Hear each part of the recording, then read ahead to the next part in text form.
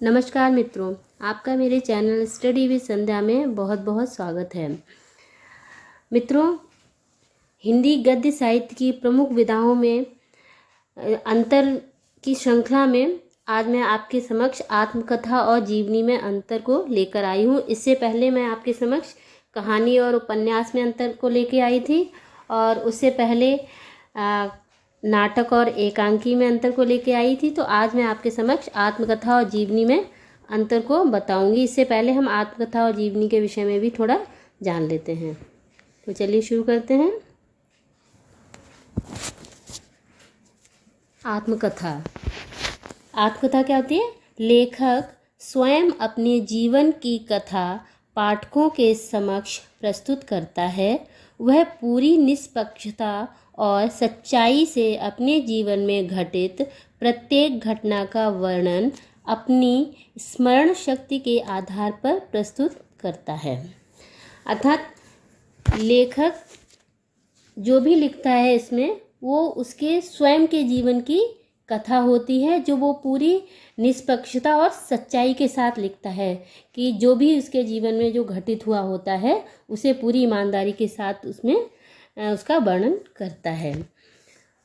जैसे महात्मा गांधी की आत्मकथा थी आत्मकथा नाम से ही, जवाहरलाल नेहरू की मेरी कहानी, राजेंद्र प्रसाद मेरी आत्मकथा।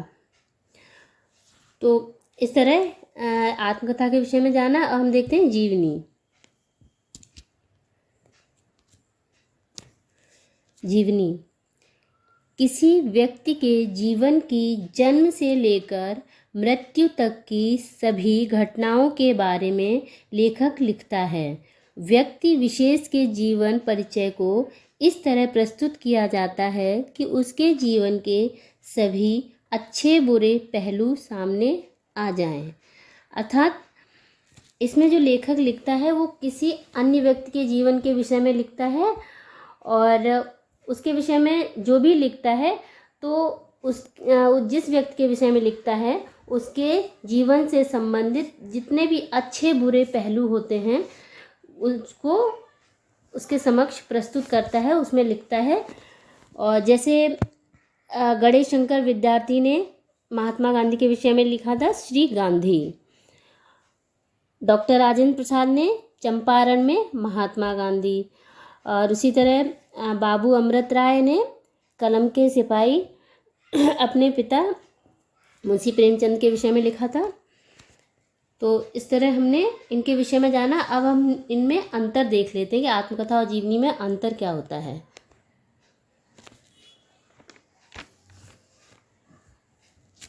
आत्मकथा। लेखक अपने जीवन वृत्त को स्वयं लिखता है।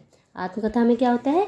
लेखक जो भी लिखता है वो स्वयं के विषय में लिखता है, स्वयं के जीवन के विषय में लिखता है। और जीवनी में क्या है? लेखक दूसरे के जीवन वृत्त को लिखता है। आत्मकथा में को स्वयं के विषय में लिखता है और जीवन वृत्त में जीवनी में दूसरे के जीवन के विषय में लिखता है। नंबर 2, आत्मकथा अनुभूति में गहराई पाई जाती है। तो आत्मकथा में क्या होता है कि अनुभूति में गहराई होती है, क्योंकि लेखक स्वयं के विषय में लिखता है, इसलिए उसकी जो अनुभूति में बहुत ही गहराई पाई जाती है।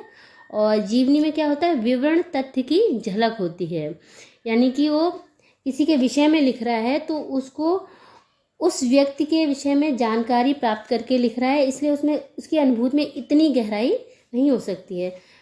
आत्मकथा शैली कथात्मक होती है। आत्मकथा की शैली क्या होती है? कथा, जैसे कि कोई कहानी कही जा रही हो, इस तरह होती है। जीवनी की शैली वर्णनात्मक होती है, जैसे किसी विषय का वर्णन किया जा रहा हो। और आत्मकथा के विषय में उदाहरण दे सकते हैं जवाहरलाल नेहरू की मेरी कहानी, जो उन्होंने स्वयं के विषय में लिखी थी। और जीवनी के विषय में अमृत राय ने जो कलम का सिपाही मुंशी प्रेमचंद के विषय में लिखी थी। तो इस तरह आज हमने आत्मकथा और जीवनी के विषय में अंतर को देखा, और आगे भी मैं और अन्य विषयों में अंतर बताऊंगी आपको। तो चलिए यदि आपको ये मेरा वीडियो पसंद आया हो तो कृपया इसको ज़्यादा से ज़्यादा शेयर करें, लाइक करें और मेरे चैनल को सब्सक्राइब करें। धन्यवाद।